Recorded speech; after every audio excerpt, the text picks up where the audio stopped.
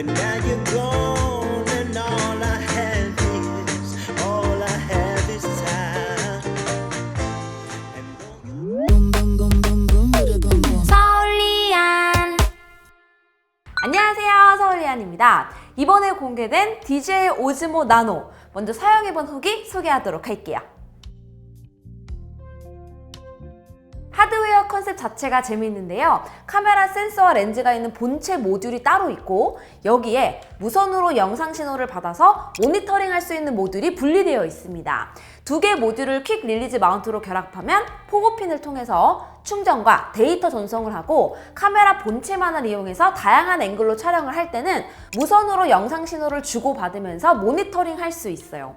하드웨어 컨셉은 인스360 고 시리즈와 유사한 점이 많죠. 가볍고 작은 카메라 본체를 손쉽게 거치하고 기발한 앵글 촬영이 가능하도록 하면서 한 세트인 영상 전송 모듈을 통해서는 모니터링과 조작 편의성을 제공하고 있습니다. 다만 디자인에 있어서 인스360 고 시리즈는 마치 액션캠에서 카메라 모듈을 분리하는 형태라고 한다면, 오즈모 나노는 스택 방식으로 두 개의 모듈을 쌓아 나가는 방식을 취하고 있습니다. 각 디자인 컨셉에 따라 장단점이 있지만 오즈모 나노 방식을 택한다면 카메라 센서와 렌즈 사이즈를 키울 수 있는 여지가 더 많아지고요. 모니터링 관점에서는 모듈을 쌓는 방향만 다르게 하면 복잡한 구조의 플립 스크린이 없더라도 전 후방 모니터링이 모두 가능합니다. 그리고 가장 중요한 건 이번에 인스360 고 울트라가 고 3S랑 마운트 호환이 안 돼서 좀 아쉬웠거든요. 오즈모 나노 시리즈는 액세서리 호환성에 있어서도 모든 모듈의 가로 길이가 같기 때문에 앞으로 나올 후속 모델들은 물론이고 시리즈를 넘어서 전작과 후속 모델이 영상 전송 모듈을 공유하는 식으로 하드웨어 확장성에서도 유리할 수밖에 없을 것 같습니다. 이 카메라가 갖고 있는 액션캠과는 다른 역할과 포지셔닝에 대해서는 뒤에서 다시 이야기하기로 하고요. 일단 카메라이다 보니까 촬영 스펙이 가장 중요하죠.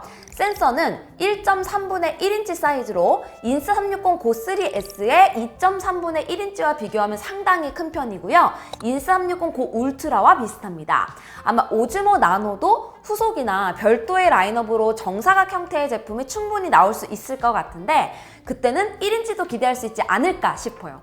카메라 모듈은 52g, 영상 전송 모듈은 72g으로 컨셉처럼 상당히 가볍죠. 스크린은 1.96인치 OLED에 16:9 비율을 갖고 있어서 영상 모니터링 할 때는 실제 사이즈보다 더 크게 느껴집니다. 촬영 스펙을 보면 영상은 4K 60프레임 촬영을 지원하고 슬로우 모션에서는 4K 120프레임 촬영까지 가능합니다. 반가운 점은 D-Log-M 10비트 컬러 프로파일을 지원하기 때문에 기존의 오즈모 액션이나 포켓 시리즈 혹은 드론 촬영을 해본 분들이라면 어렵지 않게 개조와 컬러 복원 작업을 할 수 있어요. 이번에 테스트하면서 좀 아쉬웠던 부분이 있는데요. DJI는 D-Log-M 촬영 시에 모니터링 럿을 항상 지원했거든요. 그런데 오즈모 나노에서는 해당 기능이 빠져 있습니다. 제가 요청사항으로 넣어뒀고요. 펌웨어 업데이트로 지원하도록 힘써본다고 하니까 이 부분은 기다려보면 지원하지 않을까 싶어요. 4K 30프레임, 비트레이트 전송률 높음으로 약 28도 정도 되는 실내 사무실에서 연속 촬영 시간 테스트를 했습니다. 카메라 본체만으로는 55분 정도 촬영이 가능했어요. 이렇게 작은 사이즈를 생각하면 상당히 긴 시간 동안 촬영이 가능하죠. 그리고 영상 전송 모듈을 부착한 상태로는 2시간 정도 촬영이 가능했습니다. 제품 자체적으로 64기가, 128기가 내장 저장 공간 옵션이 있는데요. 카메라 본체만으로 촬영할 일이 많다면 128기가 버전은 유용할 것 같고요. 그렇지 않다면 영상 전송 모듈이 마이크로 SD카드를 지원하니까 촬영 후에 결합해서 옮기는 식으로 운영이 가능하거든요. 초기 구입 비용을 낮추는 것도 좋을 것 같습니다. 그리고 데이터로 옮길 때도 생각보다 속도가 훨씬 빨라요. USB 3.1 포트라서 50기가 조금 넘는 파일을 직접 맥에 연결해서 파일을 옮겨보면 2분도 걸리지 않을 정도였습니다. DJI는 뛰어난 액션캠도 이미 있는데 굳이 왜 오즈모 나노가 필요했을까? 아니, 왜 이 카메라가 될 거라고 생각했을까요? 저는 이 카메라를 사용하면서 그동안 우리가 카메라의 크기와 무게 그리고 고정할 수 있는 삼각대나 리그를 자연스럽게 머릿속에 그리고 있었고 촬영을 할 때 이 모든 것들이 가능한 수준에서의 촬영만 했다는 생각이 많이 들었어요. 대표적인 예로 1인칭 영상을 미러리스로 구현하기는 상당히 힘들죠. 액션캠이라고 해도 무게가 상당해서 이걸 장시간 촬영하기는 쉽지 않습니다. 반면에 50g 내외의 카메라는 가볍게 자석만으로도 안정적으로 고정이 되고 우리가 촬영하지 못했던 그리고 보지 못했던 앵글을 촬영할 수 있게 돼요.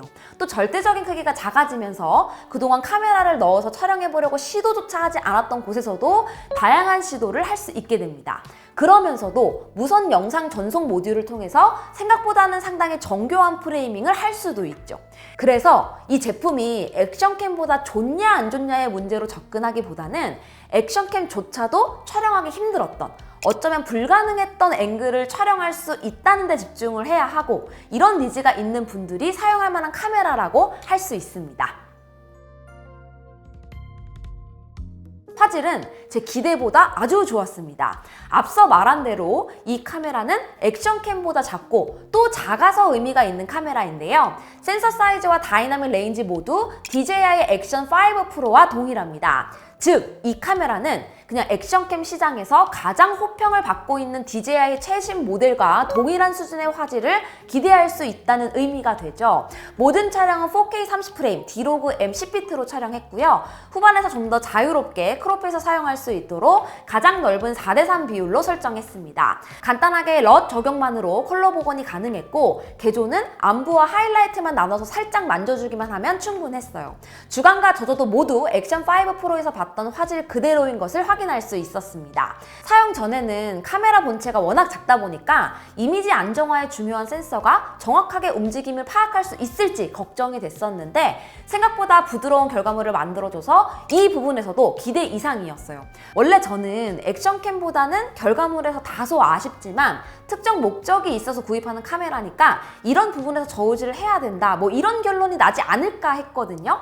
그런데 결과물을 보고 나서는 오즈모 나노가 오히려 액션캠이 담당했던 영역까지도 넘볼 수 있지 않을까 싶을 정도였습니다. 저는 이 카메라가 작고 가벼운 대신에 특정 용도에서 빛을 발하는 카메라겠거니 하고 시작을 했었는데 촬영 시간, 센서 스펙, 뛰어난 원본 화질에 디로그 M 지원으로 컬러 매칭까지 쉬운 점을 고려해 봤을 때 특정 목적을 갖고 사용하는 제한적인 용도의 카메라가 아니라 오히려 액션캠이 담당했던 상당 부분의 시장을 이 제품이 흡수할 수도 있지 않을까 기대가 더 커졌어요.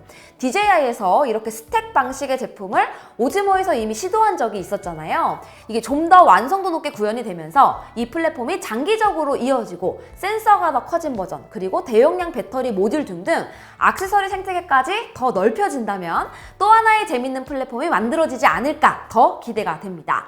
저도 기존 액션캠 용도까지 넓혀서 이 제품을 메인으로 당분간 사용해 보려고 해요. 궁금한 점 남겨주시면 다시 한번 영상으로 이야기해 보도록 하겠습니다. 그럼 저는 다음 영상에서 또 인사드릴게요. 안녕히 계세요.